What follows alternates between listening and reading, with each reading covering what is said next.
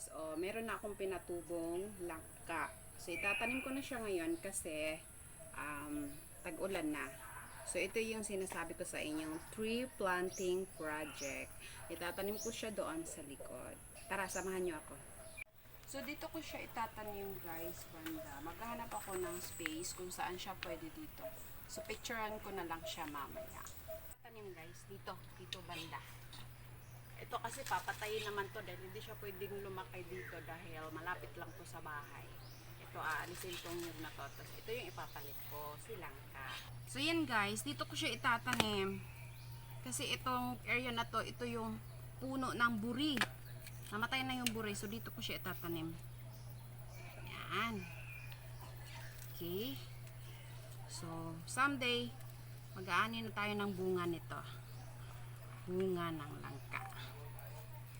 So yan, may natanim na akong isa for my tree planting project. So kayo din dapat ganon.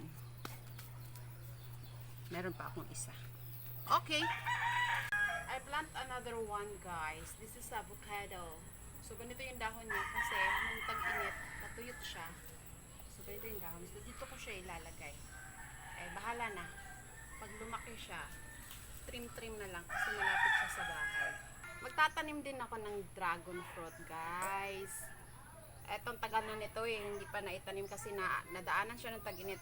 Ewan ko kung mabuhay ito. Try ko lang tong itanim kasi opod-pod na siya. Ito yung pinaka-steam. Hindi ko alam kung pwede pa to. Basta itanim ko lang siya, baka sakali lang. Ito may may tubo na siya. Lipat ko lang siya dito kasi maaraw.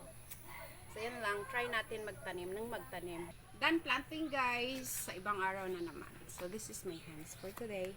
For today's video, this is my hands. Ito yung kamay pag nagtatanim ka. Para makaani ka ng bunga. So dapat hindi ka matatakot na marumihan yung kamay mo. Okay?